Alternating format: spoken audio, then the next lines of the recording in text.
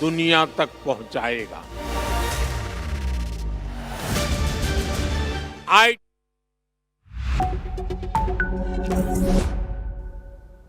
Hello and welcome viewers, I am Pia and you're watching NewsX World. Let's take a look at the top headlines this hour.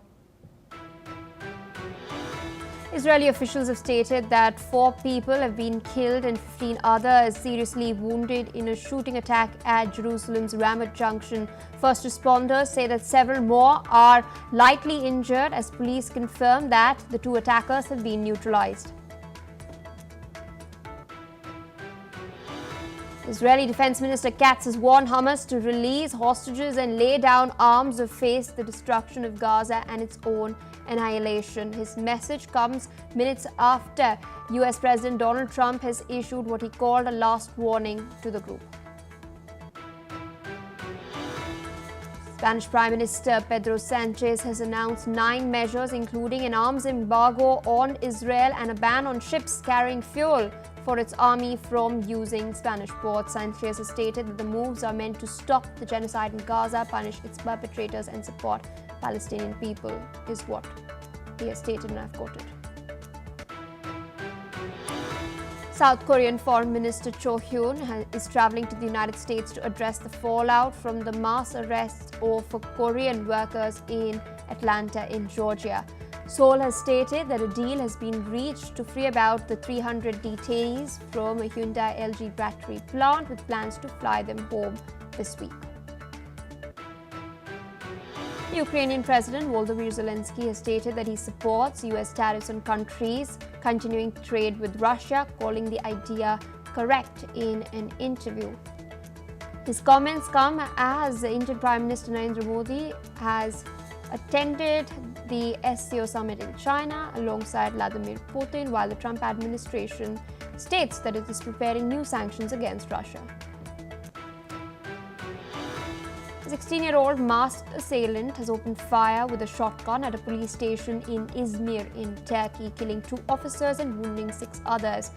Now, officials say that the teen, recently released from custody, is arrested and prosecutors are now probing his motive.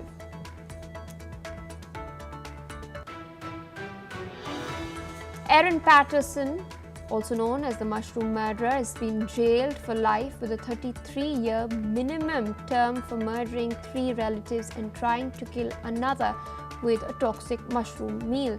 The judge has called the 2023 poisonings as the worst category of crime, noting her elaborate cover-up and failed attempts to poison her husband.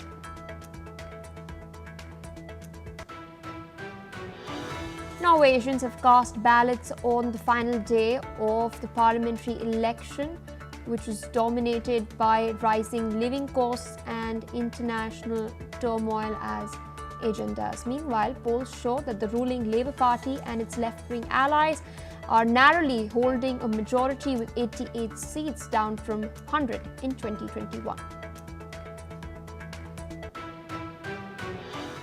Well, viewers, those are the headlines, and we have now some breaking news coming in from Jerusalem. We're now learning that a deadly shooting has taken place at the Ramat Junction in Jerusalem. It has reportedly left at least 5 people dead and multiple others injured. Officials have stated that the attackers used a makeshift Carlo submachine gun, a type of improvised weapon commonly produced in illegal workshops at the West Bank.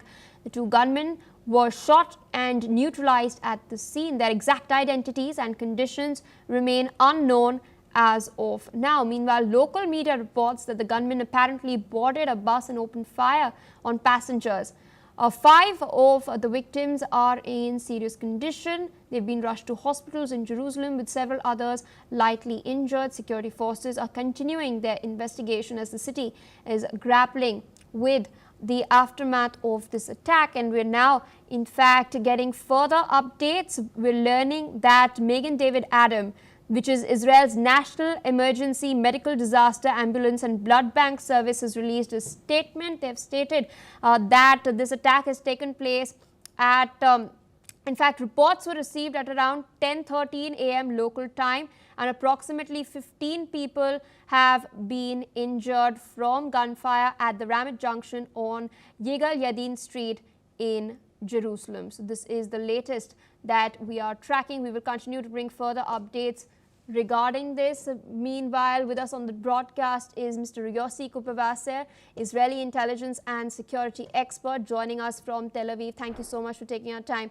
speaking to us on NewsX World. Terrible tragedy has taken place in Jerusalem. Reports are coming in that 5 people have lost their lives and 15 more have been injured. 15 people are currently battling for their lives in hospitals. We do know that there were 2 assailants. As per reports coming in, both have been neutralized. But what's interesting is the type of weapon that they were using. This is a makeshift Carlo submachine gun, a type of improvised weapon commonly produced in illegal workshops in the West Bank. What's going on the ground? How are the people of Jerusalem feeling at the moment? Well, good morning. Well, of course, the people of Jerusalem are extremely horrified with this event and with this terror attack. It's in not exactly the center, but it's not far away from the center of Jerusalem. And the number of casualties is really very big for such attacks. We have 5 people killed and 15 people injured. So this is, of course, devastating, and people are praising the people, the civilians that managed to kill those 2 terrorists early on, before the numbers would have gone much higher. So it's they deserve a lot of appreciation. And the fact is that in Israel, there are many people in the streets that are carrying arms legally. And again, in such a terror attack, it proves to be the best way to handle these situations, because it takes time, even if it's a short time, before the police or the security forces arrive at the scene of the terror attack. So this is what we feel right now. Regarding the Carlo, this is a very common weapon in such terror attacks. We encounter Carlo very often. It's, as you say, the makeshift weapon produced illegally on the basis of the Carlo Gustav weapon. Indeed, sir. And could you tell us what efforts are being undertaken currently by the paramedics on the ground? We've been told that out of the 15 injured, about 5 are in a critical condition. They're still battling for their lives in hospitals. There are several of them. The numbers change all the time, but several of them are in bad condition, severely injured. I don't think we have anyone left in critical conditions, because the one that has reached the hospital in critical conditions has already passed away. But altogether, there are 5 people that lost their lives. One woman and 4 men at the ages of 30. Some of them at the ages of 30. One of them is 60 years old. And it's a terrible terror attack. It's a terrible terror attack, definitely. They were coming out of the bus, and the terrorists were waiting for them just outside of the bus, and they were shooting at them while they were leaving the bus. Indeed, sir. Thank you so much for taking our time speaking to us on NewsX World, as Jerusalem is currently grappling with this terrible tragedy. Meanwhile, viewers, we're shifting focus to more news coming in. We're now learning that U.S. Treasury Secretary Scott Bessent has called for the Trump administration and Europe to exert additional economic pressure on Russia, stating that it could force Russian President Vladimir Putin to go ahead with peace talks with Ukraine. This comes after Bessent recently called India and China bad actors over their continued purchase of Russian oil, and also accused these 2 countries of supporting Russia's war with Ukraine. Now he's called for more sanctions and secondary tariffs on countries doing trade with Moscow. Meanwhile, the European Union is exploring new sanctions on about half a dozen Russian banks and energy companies as a part of its latest round of measures to pressurize President Putin to end the war against Ukraine. Now, as per reports, the package, which could be the bloc's 19th since Moscow's full-scale war with Ukraine in 2022, could also see the EU target Russia's payment and credit card systems, crypto exchanges, as well as further restrictions on the country's oil trade.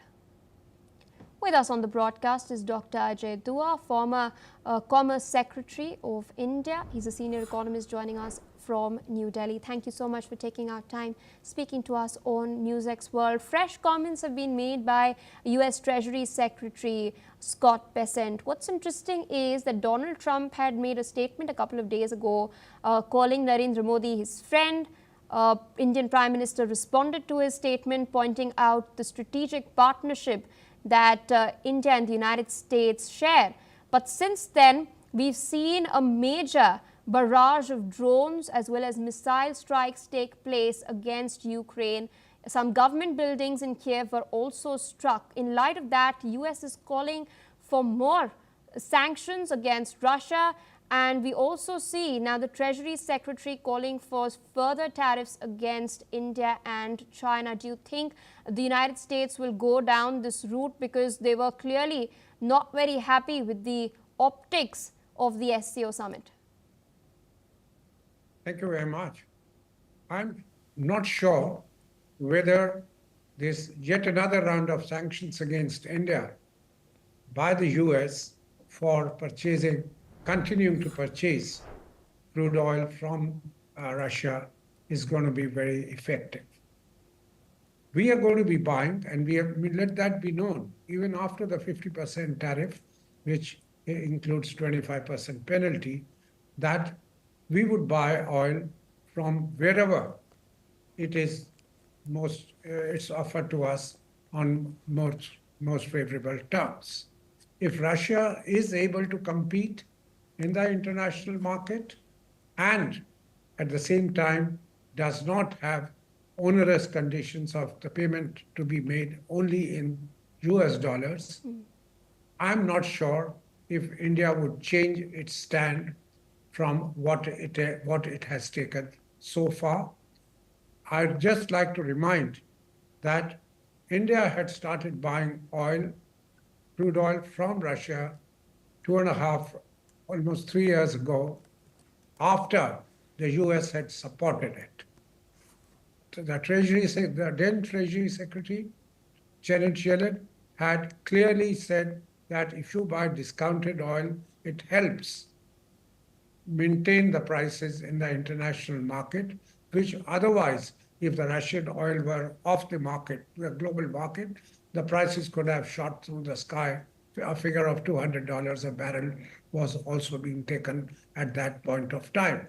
India bought it in international interest, hiding nothing from anyone, and the world bought from us even our processed crude, which was by way of diesel or by way of petroleum products, and that includes the US. So if China and India continue to buy, and the European Union is able to manage its forthcoming winter, without the Russian gas, only then can this have any effect, what is being talked of.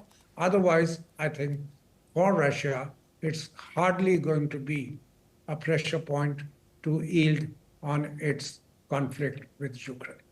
Indeed, sir, I request you to stay on with us. As you've pointed out, of course, whatever trade India has been doing as far as procurement of Russian crude oil is concerned, as Union Minister Hardeep Singh Puri pointed out, this has been done through legal means. In fact, this was something that the US encouraged in order to stabilize global prices. So we're getting more news. We're now learning that top EU negotiators for trade and agriculture are set to visit India this week in order to advance talks on the India-EU Free Trade Agreement. This follows recent discussions between Indian Prime Minister Narendra Modi and European Union leaders on an early conclusion of the deal.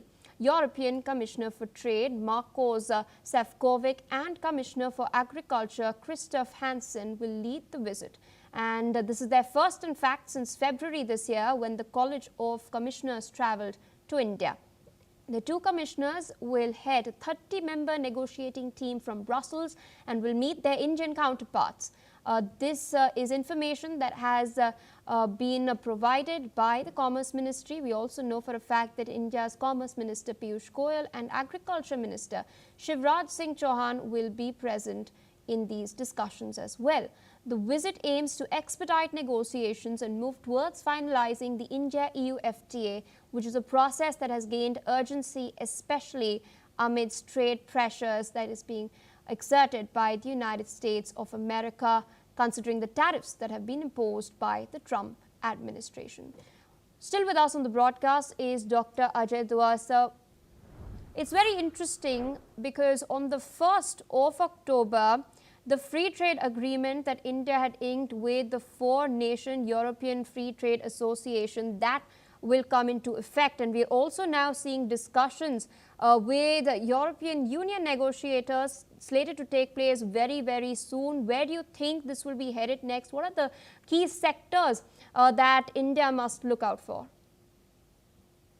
I welcome the move of the European delegation, a high-power European delegation consisting of the very senior commissioners, the commissioners that are ex-ministers in their, most of them have been ex-ministers in their respective governments, that they are leading it, which means the European Union is serious to conclude a deal, the process for which had started long time ago. If I remember, the first meeting was held in 2007, 18 years ago. And that meeting was in Helsinki in Finland. I do remember that clearly, being there at that point of time when we had started the process. But having said that, the fact that now there is a possibility of concluding it because we have shown a degree of maturity and flexibility vis-a-vis the UK. There also the agreement had been under negotiations for almost as long as with the EU. There we could find a middle path, and I'm sure with reality dawning on both sides, we should be able to conclude a deal with the European Union, because for us, it's a very important constituency. 27 countries are a part of European Union, and they very diverse comparative advantages. If one country has it in labor-intensive industries, the other has it in high technology, a third one would have it in a kind of defense goods. All these kind of diversity which is there, it suits us very well. And the very fact that two ministers, senior ministers from India, the Commerce and Industry Minister, Piyush Goyal, and Mr. Shivraj Chauhan, the Agriculture Minister, have also decided to join or expected to join. It means that there would be discussions above the bureaucratic level, and the ministers, realizing what is happening vis-a-vis the US, would be empowered to take decisions which, as long as they are not hurting the Indian economy, I'm sure both the ministers will lead India also moving towards what has hitherto been the red lines for it. That means agriculture, dairying, and the GM crops. Some movement may take place there. It may not be on the livelihoods, but on what we call non-food agriculture. Horticulture products, marine products, dairying also, some movement could take place there. If it does, I think that's all the European Union is looking at, looking for. Besides, of course, one issue which is much stronger than what was the concern of the UK, it is going to be the IPR issue. The IPRs, particularly for pharmaceuticals, what's called Section 3A of the Patent Act of 2004-5, that is what the European Union wants us to relent. That means allow a degree of concessions to the European pharmaceutical companies to indulge in what is called evergreening of patents, something which to be stopped in 2005 with the patent agreement. And that seems to have worried and European Union, as you know, is very strong in the pharmaceutical sector. We may see a degree of concession as we have done with the US, with the UK, particularly with compulsory licensing issue, that in times of epidemic or necessity, the countries put in their Patent Act a provision that we can even, and because we have to deal with an endemic or a pandemic, we can kind of start licensing to domestic industries the patented items as well, as long as they are willing to pay the price, the cost at which the patented countries or patent holders are selling. So that's the compulsory licensing clause, which the WHO also encourages, as also the TRIPS of WTO. We may need to have some flexible position to With some regards to extent on that as well. All right, sir. Thank you so much for taking our time speaking to us on NewsX World as we track these developments. Meanwhile, viewers, shifting focus further east, we're now learning that South Korean Foreign Minister Cho Hyun is heading to the United States today to address the fallout from the massive immigration raid that detained hundreds of Korean workers. The South Korean Foreign Minister will also discuss visa system improvements and meet U.S. Secretary of State Marco Rubio during the visit. The detentions had occurred at a Georgia battery plant built by Hyundai Motors and LG Energy Solution, where about 300 Koreans were arrested. Negotiations to arrange their return to South Korea have now concluded, with plans underway to fly them home this week under a voluntary departure. The raid had sparked strong concerns in Seoul, coming just 10 days after South Korean President Lee Jae-myung had met with US President Donald Trump to pledge closer business ties. With us on the broadcast is Dr. Satoru Nagao, fellow at the Hudson Institute, joining us from Tokyo. Thank you so much, sir, taking our time speaking to us on NewsX World.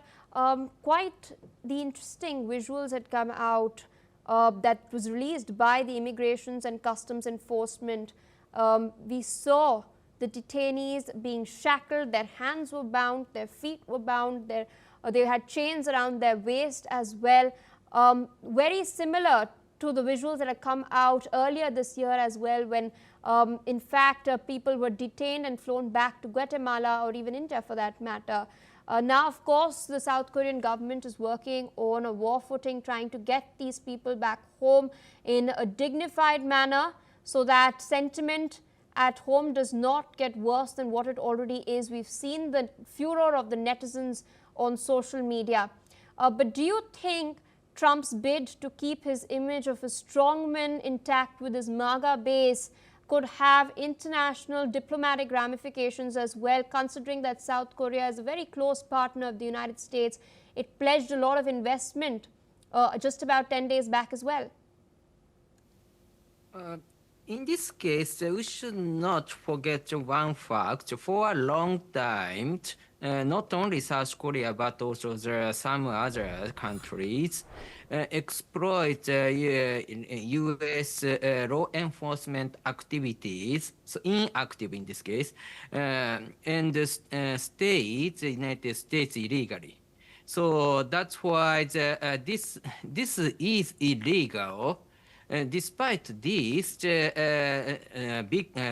big country, middle-sized country, South Korea, choose the illegal method to stay their workers in the United States. So there is a high possibility that this is one kind of the custom level way which allow many people stay in the United States and work in the United States. So that is indeed the problem, because legal or not is important matter, but U.S. law enforcement hasn't touched this issue is matter. So that's why once the President Trump appeals, they will cracking down the illegal immigration. So it is unavoidable, I think. So, but at the same time, this was the long-term custom is also the matter, I think, and that is illegal, but a problem. That is the situation, I think. So law should be, everything should be the legal. In view from this is logical.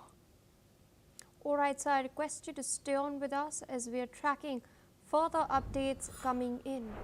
Viewers, we're now learning that China's Vice Commerce Minister has announced that China is committed to constructing new land as well as sea trade corridors with ASEAN nations.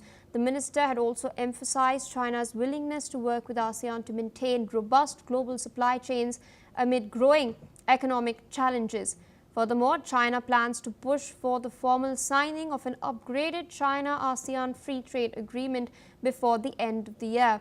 This move is being seen as a step towards deepening regional economic cooperation and enhancing trade connectivity. Still with us on the broadcast is Dr. Satoru Nagao.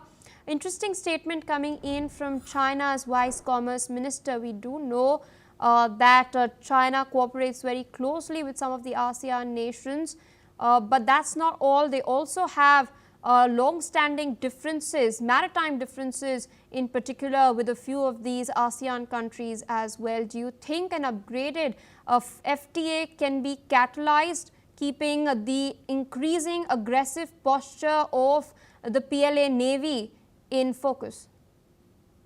Yes, the military threat China is, but at the same time, recently the United States tried to change the global free trade rule, which is quite beneficial for ASEAN countries.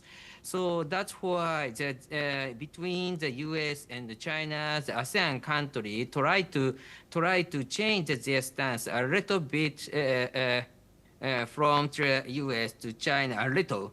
So one of the evidence is a military parade against Japan, which held in China this month.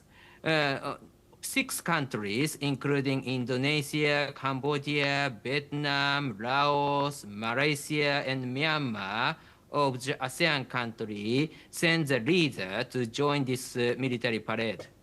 Of course, this is not comfortable, of course, for Japan, of course, but at the same time, the view from the United States, this is not comfortable too. So that's why the Southeast Asian countries try to change their stance a little, and they try to show the friendly stance toward China just now. But at the same time, view from the Southeast Asian country, China could be the military threat too.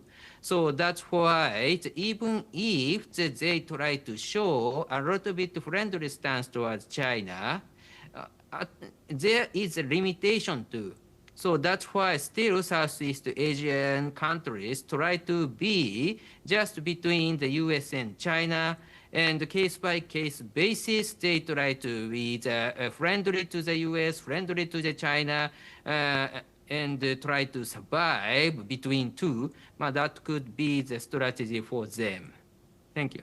All right, sir. With that, I would like to thank you for taking out time, sharing your perspective on these crucial developments. Meanwhile, viewers, we're shifting our focus towards New Zealand, where we are now learning that a father who'd been on the run with his 3 children for nearly 4 years was shot dead by the police after robbing a farm supply store. Tom Phillips disappeared with his 3 children, now aged 9, 10 and 12, in late 2021 in a case that made national headlines due to his ability to evade arrest. The New Zealand Police Acting Deputy Commissioner Jill Rogers stated that during the police operation, an officer was shot and seriously injured. The police has also informed that one of the children is currently with the authorities while they continue to locate the other 2. Listen in. The first attending police officer at that scene has come across that stopped quad bike and been confronted by gunfire at close range. Our officer has been struck in the head. He's immediately fallen to the ground and taken cover. Soon after, a second patrol unit arrived and has engaged the offender, and he has died at the scene. Shifting focus away from New Zealand to Australia, we're now learning that a court in Australia has sentenced convicted killer Aaron Patterson to life in prison with parole after 33 years for killing 3 people with toxic mushrooms. Patterson was convicted in July of triple murder for serving a poisonous meal to her estranged husband's parents aunt and uncle during a sumptuous beef Wellington lunch at a home in 2023. The presiding judge, Christopher Bale, has stated that the convict showed no mercy to her in-laws. Listen in. For the attempted murder of Ian Wilkinson, I sentence you to 25 years imprisonment. For the murder of Heather Wilkinson, I sentence you to life imprisonment. For the murder of Gail Patterson, I sentence you to life imprisonment. For the murder of Don Patterson, I sentence you to life imprisonment. All sentences are to be served concurrently. The total effective sentence is life imprisonment, and I fix a non-parole period of 33 years. You showed no pity for your victims. Instead of informing those treating the Pattersons and Wilkinsons that you had used foraged mushrooms, which you could have done without having to admit that you had deliberately poisoned their meals, you repeatedly denied foraging, insisting that the mushrooms for the beef Wellingtons were sourced solely from Woolworths and an Asian grocery. We will never know whether revealing the use of foraged mushrooms would have made a difference. The prosecution submitted that you must have anticipated that your victims would suffer in the way they did. I am satisfied of that beyond reasonable doubt. It is implausible that you would have selected death cap mushrooms without ascertaining how they would work upon your victims. Further, the devastating impact of your crimes is not limited to your direct victims. Your crimes have harmed a great many people. Meanwhile, a jury also found the 50-year-old guilty of the attempted murder of Ian Wilkinson, her husband, who survived the 2023 meal at Patterson's home.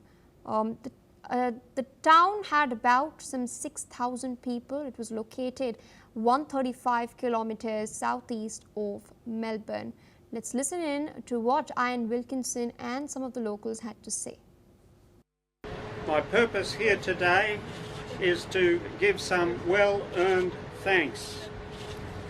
Firstly, to Victoria Police, in particular the Homicide Squad and the team led by Detective Stephen Eppingstall.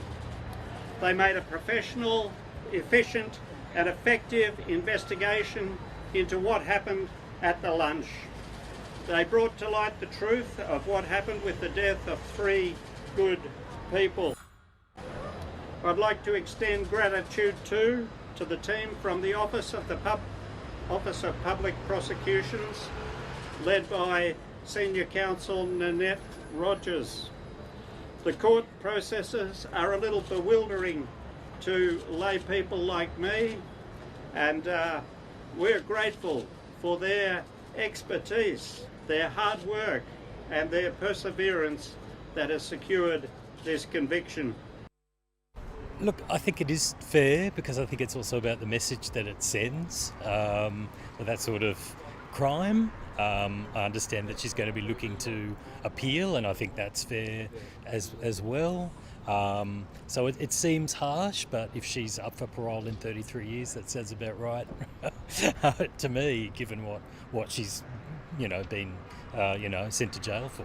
She didn't eat the mushrooms herself, but I don't know for sure that it was definitely a murder. I obviously haven't heard all of the evidence, but I think they've gathered the evidence and people have decided she's guilty. I guess I haven't seen the evidence, but I feel like it could have literally been a mistake. So I feel in that case, because I feel like the sentencing's a little harsh. I think she should have a chance after, 30 years. She's going to be, 8 years? It's quite old. I don't think someone in their 80s should be in prison for something they did 30 years ago. All right, viewers, shifting focus away from Australia towards Brazil. We're now learning that as the Brazilian Supreme Court prepares to decide on the Bolsonaro coup attempt case, supporters of the former Brazilian president and have rallied in Sao Paulo on Brazil's Independence Day. Jair Bolsonaro faces up to 43 years in prison if convicted of attempting to cling to power after losing the 2022 elections to his rival Lula da Silva.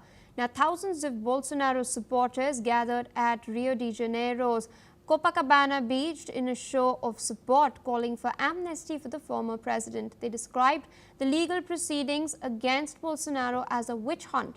Supporters, in fact, waved the Brazilian as well as US flags and thanked US President Donald Trump, who had raised the tariffs on Brazilian exports, citing the trial against Bolsonaro. He had, in fact, also slapped visa curves and sanctioned some of the justices of the Brazil Supreme Court. The demonstration was led by the governor of Sao Paulo and Bolsonaro's wife, Michelle Bolsonaro. At the same time, there were protests against Bolsonaro, with demonstrators demanding punishment for those who attempted a coup after their election defeat. Listen in to what some of his supporters and opponents have had to say. Não se pode destruir a democracia sob pretexto de resgatá-la.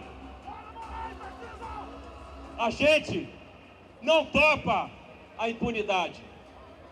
A impunidade deixaria uma ferida aberta, deixaria uma cicatriz, mas também a gente não pode topar uma condenação sem prova. A condenação sem prova abre uma ferida que nunca vai fechar. Eu sei que ele me chamou, eu sei que ele chamou Jair Messias Bolsonaro para um momento da nossa história. Eu sei que vai vir a dupla honra, eu sei disso, eu sei que a nossa nação vai ser livre dessa ditadura. Ele não vai para a prisão, nunca. Ninguém vai ter coragem de prender ele, porque sabe que vai ter consequência. O povo não vai permitir.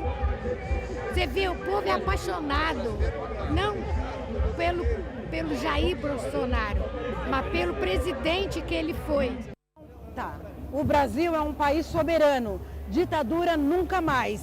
Nós precisamos lutar pela democracia e pela liberdade do povo brasileiro de fazer nosso país. E nesse momento também nós estamos assistindo o julgamento daqueles que tentaram dar um golpe no nosso país, liderado pelo Bolsonaro, que nós esperamos que ele seja condenado, preso e pague pelos seus crimes. Então hoje aqui... Well, viewers, that's all the time we have for now. More news and updates on the other side. Stay tuned on NewsX World as we dip into a quick short break.